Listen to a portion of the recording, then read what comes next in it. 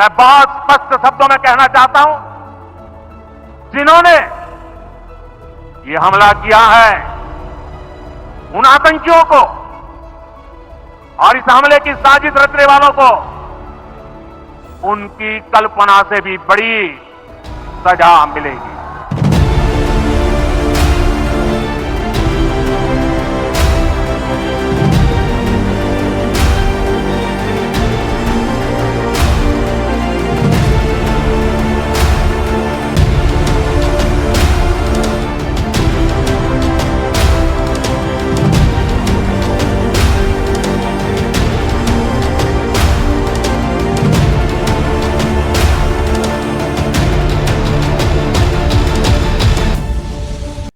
दोस्तों, ये तो जब भी बात टेररिज्म की आती है तो पाकिस्तान सबसे आगे खड़ा हुआ दिखता है। बात 26/11 की हो, 9/11 की बात हो, किसी भी समय हम बात कर लें, इंटरनेशनल कम्युनिटी के लेवल पे भी पाकिस्तान को हर कोई जानता है कि टेरर एक्टिविटीज में सबसे आगे का रहने का जो अवार्ड है वो इन्हीं के नाम होता है।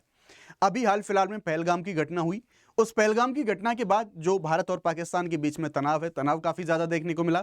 लेकिन इंडिया की ओर से जो एक्शंस हैं उनमें काफी ज्यादा तेजी देखने को मिली, जो प्रोसीडिंग्स हैं उनके अंदर। और उसी समय पर हम देखेंगे एनआईए के द्वारा अपनी जो जांच है, एनआईए के द्वारा जांचों को तेज करा गया। और अभी हाल फिलहाल में अभी जो प्राथमिक जो जांच रिपोर्ट आई है एनआईए की, उस एनआईए की रिपोर्ट में, वैसे तो आप सब लोग जानते हैं यूजुअली कि ये बिना किसी रिपोर्ट की भी अगर हम कह सकते हैं कि हाँ डायरेक्टली यही है, सबको पता है, यही इन्हीं के भेजे हुए लोग होते हैं, जग जाहिर ये चीज है, इसमें कोई भी ऐसी बात नहीं है जिसको ना पता हो। लेकिन हाँ, जब एनआईए की अपनी प्राथमिक रिपोर्ट में ये खुलासा हुआ है, अभी हाल फिलहाल में एनआईए ने अपनी रिपोर्ट्स में बताया है कि जो पहलगाम में अटैक हुआ था वो सीधे तरीके से पाकिस्तान से अटैच था। जी हाँ, जो अटैकर्स थे उन अटैकर्स का कनेक्शन था अटैक से जस्ट पहले, वो लोग पाकिस्तान की एजेंसी आईएसआईएस के जो कनेक्शन में थे वो लोग, सारी चीजें यहां पर हमें देखने को मिलेंगी। अभी रिसेंटली जो ये रिपोर्ट आई है, इस रिपोर्ट के बारे में तो मैं आपको बताऊंगा, लेकिन इसके अलावा जो तनाव है, तनाव किस तरह से बढ़ता जा रहा है, हर एक फ्रंट पर, हर एक लेवल पर क्या चीजें चल रही हैं और इंटरनेशनल कम्युनिटी का क्या स्टैंड है, स्पेशली अभी यूएस के बारे में हम बात करने वाले हैं। मैं आपको यह भी बताऊंगा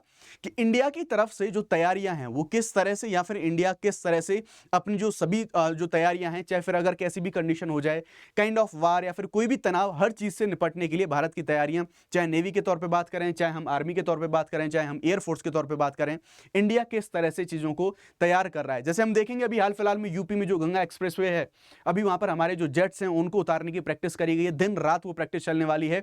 अरबियन सी में भी हमारी जो ड्रिल्स हैं वो ड्रिल चल रही हैं, नेवी एयरफोर्स सबको स्टैंड बाय मोड पे रखा गया है।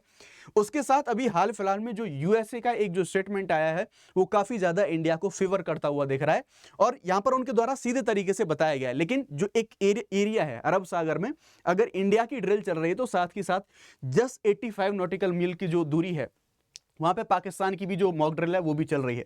तो वो सारी न्यूज की सहायता से, मैप की सहायता से सारी चीज मैं आपको यहां पर बताने वाला हूं। जैसा आप यहां पर देख सकते हैं, पहलगाम जांच रिपोर्ट, बेनकाब हुआ पाकिस्तान हमले से पहले आतंकियों ने आईएसआईएस से, जो आईएसआई है, इससे कॉन्टैक्ट किया था। ये एनआईए ने अपनी जो पहली रिपोर्ट है, पहली रिपोर्ट में ऐसा यहां पर उनके द्वारा जो खुलासा है वो खुलासा यहां पर करा गया है। तो आप देखेंगे यहां पर, यहां दरअसल ये जो पाकिस्तान की सेना है उससे जो मिली भगत थी उसका पता चला है। और जो सबसे बड़ी चीज है, ओवरग्राउंड वर्कर्स, मैं आपको बताऊंगा इनका रोल क्या होता है। जब भी कोई अटैकर्स आते हैं अटैक प्लान करने, तो इन ओवरग्राउंड वर्कर्स का क्या रोल होता है। क्यों?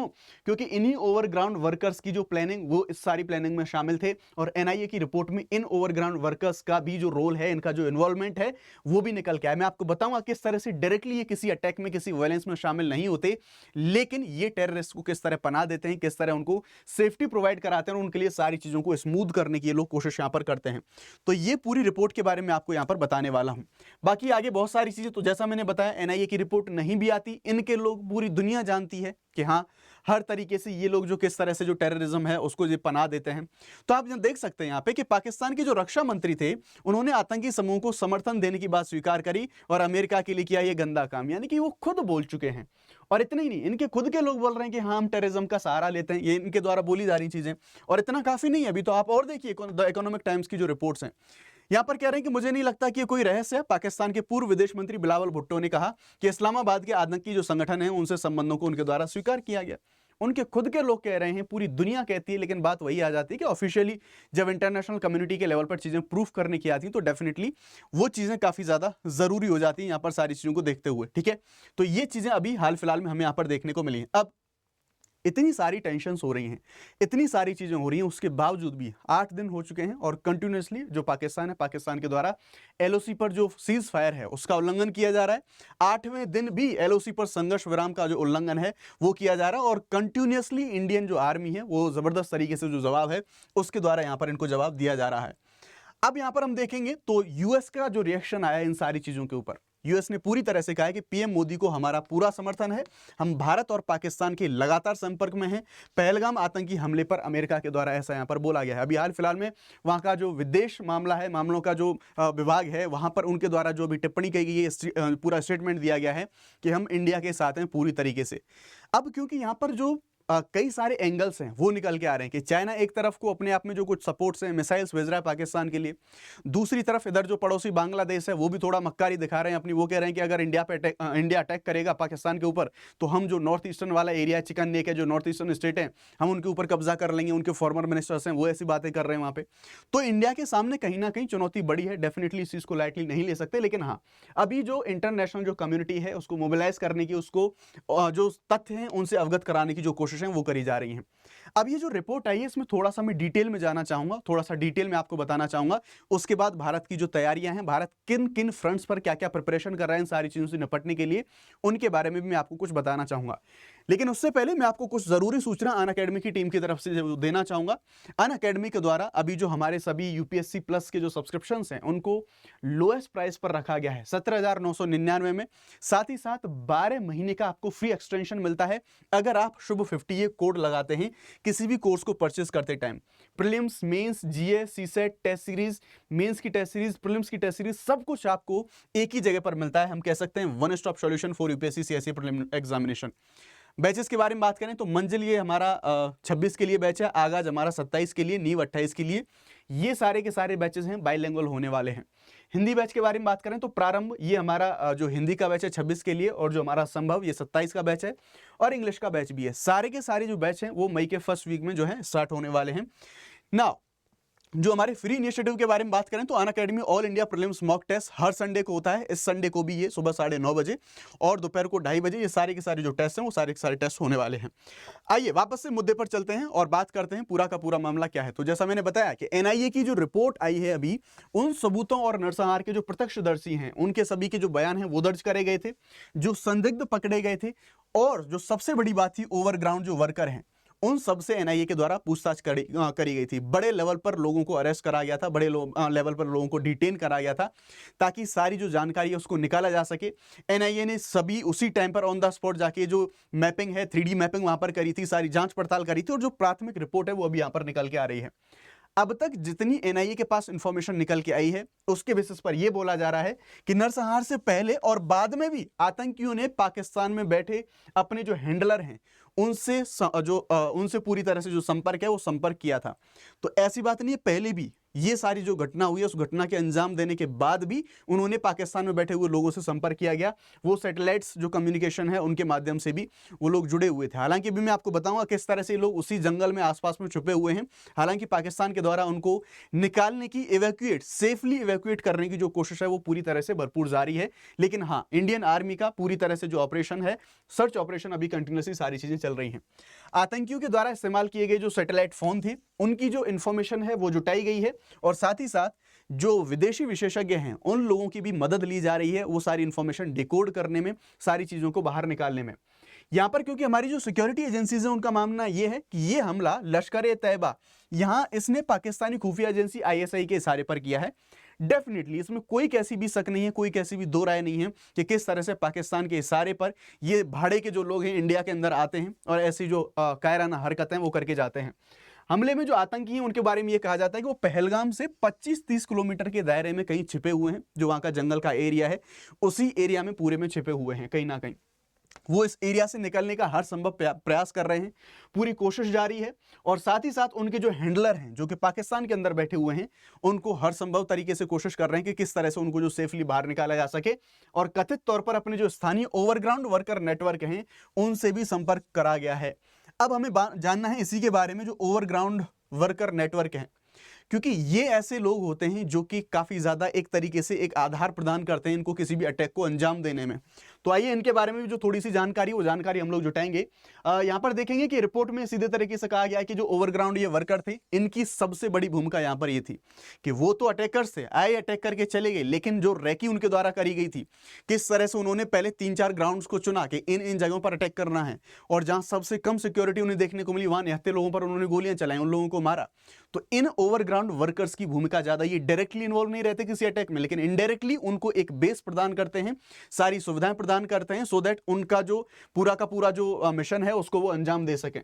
यहां पर पूरी रिपोर्ट के बारे में देखें तो जम्मू कश्मीर में सभी जो ओवरग्राउंड वर्कर हैं उनकी सूची तैयार कर ली गई है, लिस्ट बना ली गई है, खातिरदारी बढ़िया तरीके से होने वाली है, उनके खिलाफ प्रशासनिक और न्यायिक जो कार्रवाई है उसकी तैयारी यहां पर चल रही है। ओवरग्राउंड वर्कर आतंकवादी समूहों के वे सहयोगी होते हैं जो स्वयं सशस्त्र हिंसा नहीं करते, लेकिन अलग अलग तरीकों से आतंकवादियों को सहायता प्रदान करके ऐसी हिंसा को बढ़ावा देते हैं, जैसे कि उनके ठहरने की व्यवस्था करना, उन्हें धन उपलब्ध कराना, रसद में मदद करना, क्षेत्र में उनका मार्गदर्शन करना। आपने कोई मूवी देखी हो, आपने कोई वेब सीरीज देखी हो, तो वहां पर आपने ऐसी सारी चीजें देखी होंगी। मान लीजिए कोई मैकेनिक का काम कर रहा है, कोई टायर का पंचर लगा रहा है, कोई कुछ मजदूरी कर रहा है, सामान्य आदमी बन के रहते हैं, लेकिन जब वो एक्टिवेट होते हैं, जब कोई मिशन उनको करना होता है, तो वो ऐसे लोगों को सपोर्ट करते हैं कि उन लोगों को कहां रुकवाना है, खाना कैसे भेजना है, हथियारों की आपूर्ति कैसे करनी है, कोई इंफॉर्मेशन है उस इंफॉर्मेशन को कैसे पास ऑन करना है आगे की ओर। तो इन सब चीजों में एक बहुत बड़ा रोल प्ले करते हैं, और पहलगाम आतंकी हमले के अंदर ऐसे लोगों की जो भूमिका है, सबसे बड़ी भूमिका इन्हीं ओवरग्राउंड वर्कर्स की यहां पर पाई गई है। इतना काफी नहीं है, अब बात कर लेते हैं इंडिया के एक्शंस की, या फिर इंडिया की जो सारी चीजों को रिटेलिएट करने की, रिस्पॉन्स देने की, या फिर अपनी सुरक्षा के लिए, अपने डिफेंस के लिए जवाब देने के लिए जो सारी तैयारियां हैं, इंडिया किस किस फ्रंट पर अभी सारी तैयारी कर रहा है। डिप्लोमेटिकली फॉरेन पॉलिसी के स्तर पर बात करें तो इंडिया भरसक पूरी कोशिश कर रहा है, पूरी जो इंटरनेशनल कम्युनिटी है उसको अपना मैसेज कन्वे करने की। साथ ही साथ जो रक्षा के लेवल पर हमारी जो तैयारियां हैं, अभी हाल फिलहाल में आप सुबह की एक न्यूज़ देखेंगे, यहाँ पर सारी चीज़ें ऐसी देखी जा रही थी कि पहलगाम हमले से उपजे तनाव के बीच में जो एयरफोर्स है हमारी, यूपी का शाहजहांपुर में जो गंगा एक्सप्रेसवे है, दिन रात वहां पर ड्रिल करेगी, दिन रात वहां पर अभ्यास करेगी कि जो हमारे लड़ाकू विमान हैं, जो हमारे फाइटर जेट्स हैं, उनको इस एक्सप्रेसवे पर उतारा जा सके। और सेम ही ये चीज हमें यहां पर देखने को मिली, सुबह से ही ऐसी जो प्रैक्टिसेस शुरू हो चुकी हैं, और कई बार ऐसी जो लैंडिंग्स हैं वो लैंडिंग्स हो चुकी हैं, यानी कि ऐसी प्रैक्टिस करनी जाने लगी है कि गंगा एक्सप्रेसवे पे काफी सारी वीडियोज भी ऐसी निकल के आई हैं कि जो हमारे जेट्स हैं वो गंगा एक्सप्रेसवे पर उतरने की प्रैक्टिस कर रहे हैं, और वो फिर मतलब अपनी जो पूरी उनकी ड्रिल है, वो पूरी ड्रिल यहां पर आप देख सकते हैं, ऐसे लैंडिंग जो अभ्यास है वो उनके द्वारा यहां पर शुरू कर दिए गए हैं। काफी सारी वीडियोस होपफुली आप सभी लोगों ने यहां पर देखे होंगे। अब और कुछ अगर रिपोर्ट्स के बारे में बात करें तो ये बात तो हो गई एयरफोर्स की, वहां पर आर्मी अपने स्तर पर लगी हुई है। यहां पर अगर हम बात करें जो नेवी किस स्तर पर डिप्लॉय हो चुकी है, तो अरेबियन सी में यहां पर नेवी के द्वारा जो अपनी ड्रिल्स है उनको शुरू कर दिया गया है, ड्रिल्स यहां पर चल रही हैं। सारे जो हमारे युद्धपोत हैं उनको हाई अलर्ट पे रखा गया है। पहलगाम हमले के बाद जो नेवी है उसने अरब सागर में जो अभियान है, अपने सभी जो कैंपेन्स हैं, अपने जो सभी ड्रिल्स हैं, सभी को यहां पर काफी तेज कर दिया गया, और सभी को यहां पर स्टैंड बाई मोड पर यहां पर रखा गया है।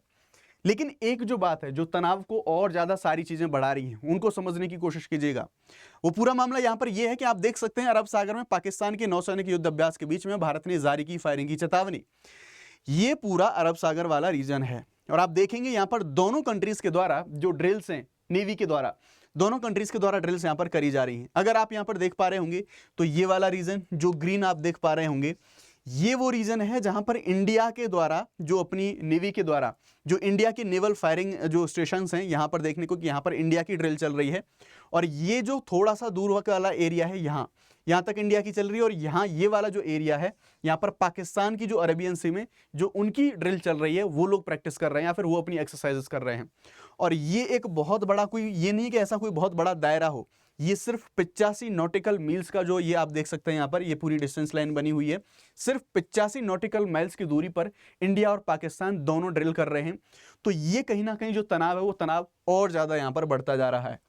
इतना ही काफी नहीं है, पाकिस्तान की ओर से एग्रेशन ज्यादा देखने को मिल रहा है। एक तो वही की गलती, यानी कि सारी ऐसी हरकतें करना, ऊपर से उसके बाद से ऊपर आंखें और दिखाना, ये सारी चीजें। नाउ यहां पर अगर हम देखेंगे तो जैसे मैंने बताया कि आतंकवाद के वित्त पोषण पर इंडिया के जो और एक्शंस हैं, तो इंडिया के द्वारा हर तरीके से जो एक्शंस हैं वो लिए जा रहे हैं। डिप्लोमेटिक चैनल्स के माध्यम से मैंने आपको बताया किस तरह से इंडस वाटर ट्रीटी, अपना जो एयर स्पेस है उसको बंद कर दिया गया। बहुत सारे यहाँ पर जो हाई कमिश्नर्स हैं उनको इवैक्यूएट निकालने वाली बात, सारी चीजें देखी हमने। लेकिन अभी चीजें और आगे बढ़ाई जा रही, पूरी प्लानिंग्स के साथ चीजें चल रही हैं आगे, क्योंकि एक बड़ा चैलेंज है, तो सारी चीजें इंस्टेंटली बहुत तेज स्पीड में सारी चीजें नहीं करी जा सकती, और इंडिया इन सारी चीजों को लेकर चौतरफा घेरने की जो कोशिश है वो यहां पर करी जा रही है।